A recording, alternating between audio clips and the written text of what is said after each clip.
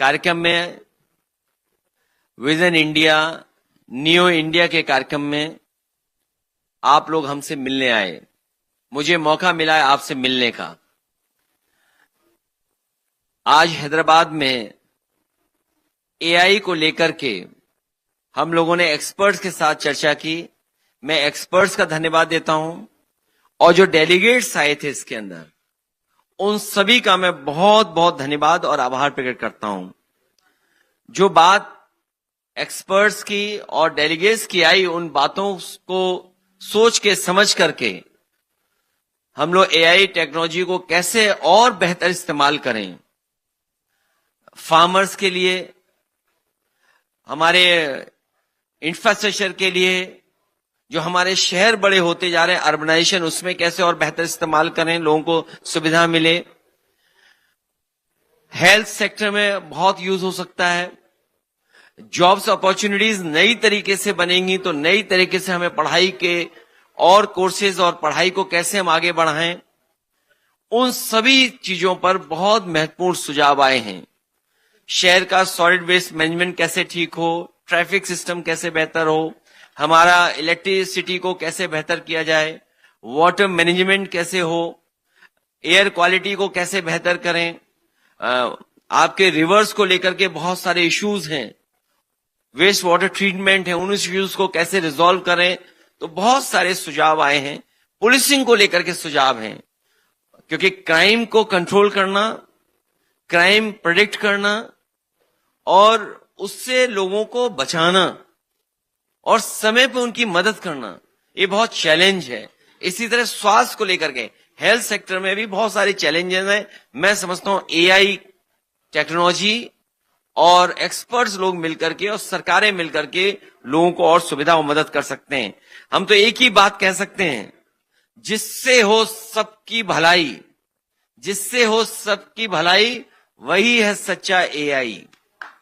और इधर क्योंकि राजनीति में हम लोग बहुत सारी निगेटिविटी देखते हैं, काश एआई कुछ सालों में ऐसा मानसिक और सामाजिक बदलाव लाए कि एआई के रियल ह्यूमन इमोशन और रिलेशन को ऐसा डेवलप करें कि हमारे इंसानी सोच को पॉजिटिव बना दे, हमारे नजरिए को बदल दे, हमारी नजरिया ऐसा हो कि हम कोई भेदभाव न करें।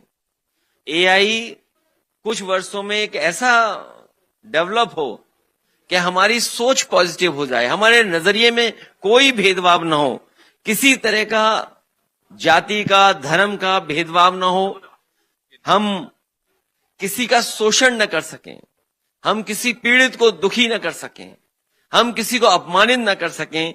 ये ऐसा उम्मीद है कि कुछ सालों में एआई डेवलप होकर के हम सबको एक अच्छा रास्ता दिखाएंगे। वहीं इस एआई का जितना यूज है, हम मिसयूज कैसे बचे मिसयूज से। इधर एआई के माध्यम से हम लोगों ने देखा, क्योंकि अगर आप पे इंफॉर्मेशन है तो आप स्मार्टली उसका इस्तेमाल करते हैं। और अभी एक ही एयरलाइंस में कुछ दिनों में टिकट कितने महंगे हो गए। लगता ही है कि एआई की वजह से उन्हें जानकारी होगी कि किस फ्लाइट में कितनी बुकिंग है, उसी हिसाब से हम और उसको महंगा कर दें। हमारे पासवर्ड सुरक्षित नहीं है। यूपी जैसे स्टेट में सबसे ज्यादा साइबर फ्रॉड्स हैं, सबसे ज्यादा पैसा लोगों का वसूला जा रहा है, और केवल आम आदमी का नहीं वसूला जा रहा है। आईएएस अधिकारी हैं, जजेस हैं, बिजनेसमैन हैं, उनके पैसे वसूले जा रहे हैं। आज साइबर फ्रॉड्स में, साइबर क्राइम में उत्तर प्रदेश सबसे नंबर 1 है। ऑनलाइन स्कैम्स बढ़ते चले जा रहे हैं। इधर देखते हैं पॉलिटिकल और अन्य प्लेटफॉर्म से डीप फेक और एआई जनरेटेड वीडियोस का गलत इस्तेमाल हो रहा है। अभी हाईवे की एक न्यूज यूपी में आई। हमारा एक्सप्रेस वे है, वहां के सीसीटीवी कैमरे की जो रेंज है वो 1 किलोमीटर की थी, और 1 किलोमीटर की रेंज की वजह से वो गाड़ियों के अंदर की वीडियो बना सकते थे। जो लोग खेत में आ रहे हैं उनके वीडियोस बना सकते थे। बहुत सारे खराब वीडियोस बना करके उन्होंने रिकॉर्ड कर रखा था। कई लोगों से पैसे वसूल सकते हैं।